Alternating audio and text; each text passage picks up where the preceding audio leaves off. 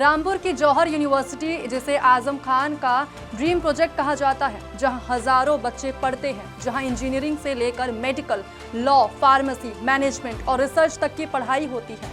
बड़ी बड़ी इमारतें, लाइब्रेरी, लैब, हॉस्टल, खेल के मैदान और तमाम सुविधाएं मौजूद हैं। और अब उसी यूनिवर्सिटी की 38 इमारतों पर बुलडोजर चलने का खतरा मंडरा रहा है। नमस्कार, मैं साक्षी मिश्रा और आप देख रहे हैं अनकोट मीडिया। समाजवादी पार्टी के वरिष्ठ नेता और जेल में बंद आजम खान के ड्रीम प्रोजेक्ट मोहम्मद अली जौहर यूनिवर्सिटी की 38 इमारतों पर अब बुलडोजर चलने का खतरा मंडराया हुआ है।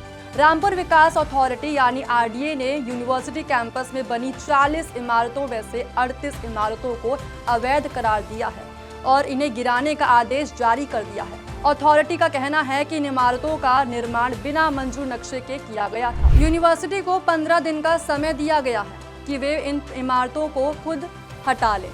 अगर 15 दिन के भीतर ऐसा नहीं किया जाता है तो आरडीए नियमों के मुताबिक खुद कार्रवाई कर सकता है।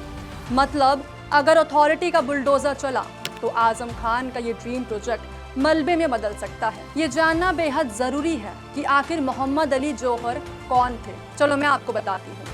जिनके नाम पर ये यूनिवर्सिटी बनाई गई थी, मौलाना मोहम्मद अली जौहर स्वतंत्रता सेनानी, पत्रकार और शिक्षाविद थे। वो भारत की आज़ादी की लड़ाई में एक बड़े नेताओं में शामिल थे। महात्मा गांधी के काफ़ी करीबी सहयोगी भी रहे हैं और साल 1923 में इंडियन नेशनल कांग्रेस के राष्ट्रीय अध्यक्ष भी चुने गए थे। इसके अलावा खिलाफत आंदोलन में भी उनकी बड़ी भूमिका रही है।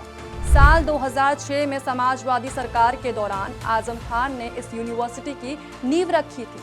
कहा जाता है यह आजम खान का ड्रीम प्रोजेक्ट था। उस वक्त तत्कालीन मुख्यमंत्री मुलायम सिंह यादव कई मंत्रियों के साथ यूनिवर्सिटी को देखने रामपुर पहुंचे थे। इसके बाद साल 2012 में अखिलेश यादव की सरकार के दौरान यूनिवर्सिटी का उद्घाटन हुआ। एक समय ऐसा रहा जब जौहर यूनिवर्सिटी रामपुर ही नहीं बल्कि आसपास के पश्चिमी उत्तर प्रदेश के इलाकों में भी काफी लोकप्रिय रहा और यहाँ बड़ी संख्या में छात्र पढ़ाई करते रहे। दरअसल शुरुआत के कुछ साल बाद ही यूनिवर्सिटी जमीन को लेकर विवादों में घिरने लगी।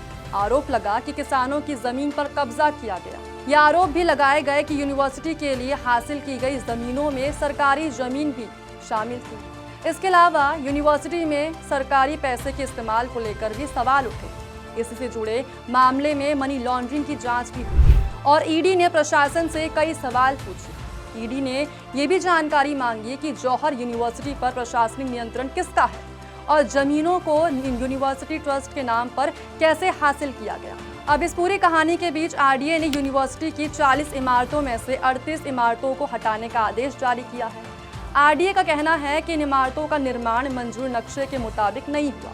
अधिकारियों के मुताबिक जिला पंचायत के रिकॉर्ड में सिर्फ मेडिकल कॉलेज और एकेडमिक ब्लॉक के नक्शे मंजूर मिले।